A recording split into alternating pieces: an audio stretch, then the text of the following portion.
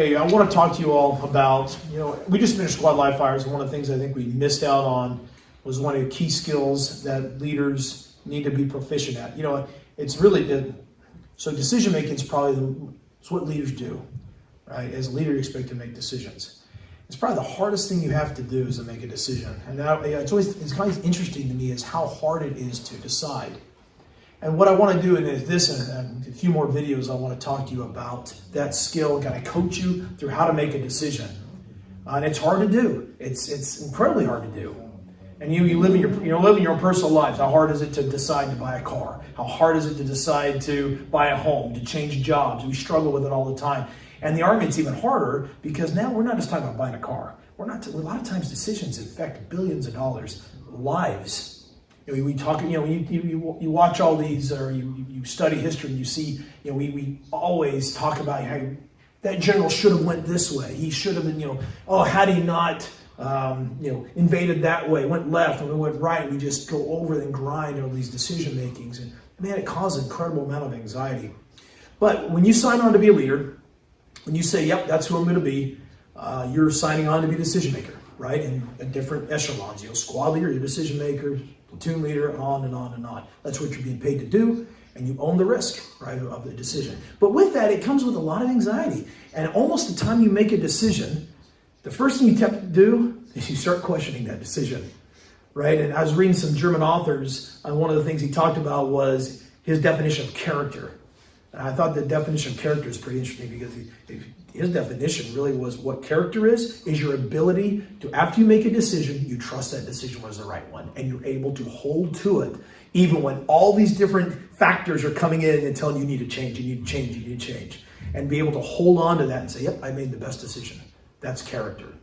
All right. Anyway, we're going to move on to squad live fires. We're going to do team live fires. We're going to do a lot of different training events. And one of the things I don't think I did very well, and what we're going to do is I want to give you tools to help you make good decisions. All right. So there's two big tools that I look at to help us make good decisions. One is this idea called commander's intent, and the other one is MET-T. If you don't know what MET-T, I'll talk about it here in just a minute. But I really want to focus on the first tool that I want you to really consider that you need to learn and coach your folks up on is this idea of commander's intent. So first, we're going to talk about decision making and commander's intent. I want to just focus in for just a minute. Why is it so hard to make a decision? Well, I want you to look at the word decide. So decide sounds a whole lot like homicide, suicide, regency, all that. Remember this idea, side, it means to kill, right? You're killing off options. Actually, the actual word means to cut off, right? It's to cut off options.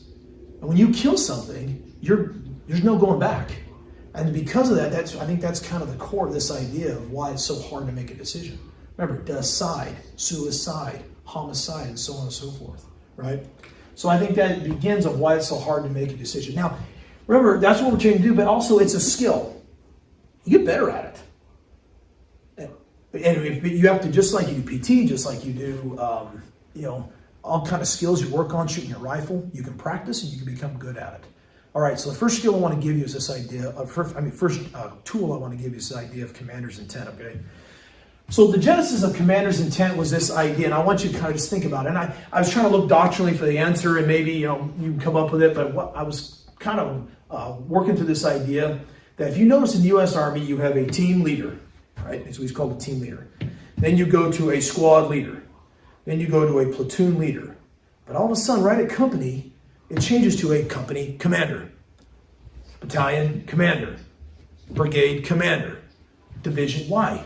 What's the difference between a leader and a commander? Now, maybe there's reasons, but what I've kind of thought up with is with the leader, you are there. He's expected to be there, right? With a team leader, you see when you're going up to a house to breach and enter a room, that leader is usually the number one man, right? Follow me leadership, you're there. With a squad leader, he's with the squad. With a platoon leader, you're with that maneuver element. But at some point, there's a point where that leader then is removed, right? He can no longer be there. He's now trying to orchestrate and bring everyone to bear on the enemy. At that removal, I think, is when you transition from being the leader for being there to a commander who can merely show intent. Now, because here's what everyone struggles with, right? So I'll kind of show you. So basically, the struggle is always with control and then initiative. So when you're a leader, or when you're the commander, you come up with a plan, you feel like unless you control it, the outcome isn't going to be what you want it to be. And it's amplified by this idea that as a commander, you own the consequences of the decisions that your subordinates make. You're responsible for it.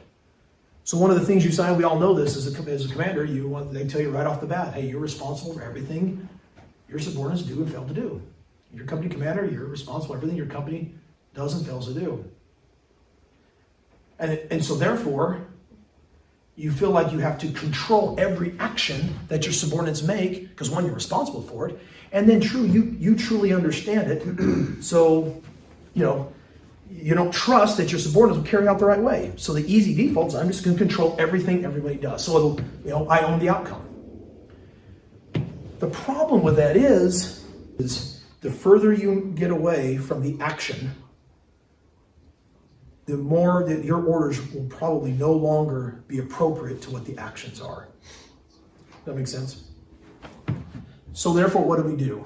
So this idea came up with this intent, right? That commanders have intent. And what the idea behind commanders' intent is that commanders, though they're not actually going to be there, give the desired outcome. Hey, this is the purpose of what we're doing. These are the conditions that I think need to occur to make it happen. And at the end of all of it, this is what I want it to look like. Yeah. Right? That allows them for the commander then give us intent. That allows then for the subordinates to then make the appropriate action as circumstances change to give, and then hopefully make it look like the boss wanted. Okay, but here's what I want to describe though. There's a misunderstanding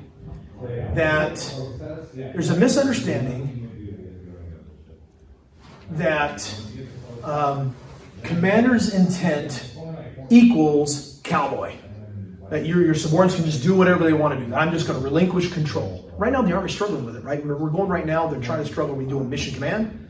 Or are we doing command and control? The tool for decision making really is understand commander's intent. Once you understand what commander's intent is, the purpose of commander's intent is to allow the commander to understanding that his leaders, the ones that are going to be actually conducting the actions, circumstances are going to change. He needs them to be able to react fast. He needs them to be able to make decisions on the spot. He needs them to be able to understand what has to happen and then do it. Otherwise, the leader can't be everywhere all that time, right? That's what the purpose of commander's intent is. They give a purpose, they give the conditions that need to be met and desired outcome, and allow the subordinate leaders to do it. Now, what I want you to understand is that does not mean there is no discipline. In fact, under commander's intent decision making really it requires a strictness of discipline. You have to even be more disciplined than you would under a micromanaging leader, because you require that you have to make decisions based on as you would your commander would. Right? And so what you're relying is there's a strictness of discipline, and there's other idea that you have to trust. You need that leader down at that lower echelon, the team leader, squad leader, the platoon leader. They have to be capable to act on their own, but most important, they have to be able to see the bigger picture. And this is the idea I really want to get to as the tool to make decisions. So now that you understand what commander's intent is meant to be, this is the tool that you need to have, right? In order for this to work, leaders, team leaders, squad leaders, platoon leaders, company commanders, you cannot think like a company commander, platoon leader, like the echelon you are. You have to think 2 levels up. Why 2 levels up? Because that allows you to see the bigger picture. I know that if you, as a platoon leader, if you understand the situation and the problems the way I do as a battalion commander, then I can trust you that when encountered with an obstacle, with a problem, what decision were you going to make? You would make a decision the way I would make it.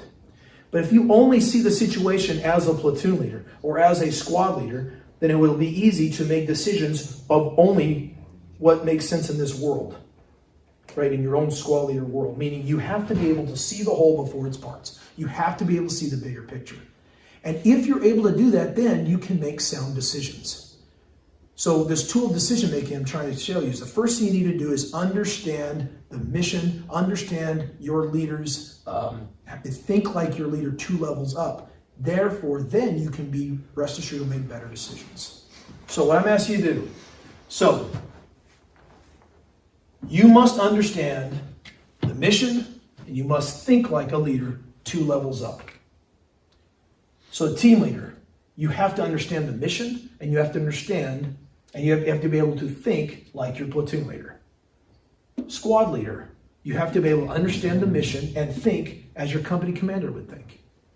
Platoon leader, you have to be able to understand my mission and be able to think like I would as a battalion commander. Company commander, same thing for brigade commander. Myself, what I have to be able to do is understand the mission and be able to think like the division commander. If you're able to do that, so therefore, when you're encounter, hey, I have to make a decision. You're not thinking like battalion commander would. I'm thinking like, what would the division commander want me to do? And that therein will give you a lot of surety that you're acting within commander's intent. That can give you a lot of confidence that the decision you're going to make is the right one, because you're making a decision as the division commander would. You platoon leaders, you'd be making a decision as your Broyles would, and so on and so forth. Okay, so decision making, it's a skill. You got to learn, you got to practice it. As you're going planning operations, the first thing I want you to do is understand this idea of commander's intent and start practicing and learning how to think and understand the mission 2 levels up. Okay? It takes practice. You have to read the doctrine. You have to do all that stuff. But that's the first thing you do. If you do that, then you'll be able to have confidence in the decision that you're making is the right one. All right. Thanks for watching. Hut Race Kill.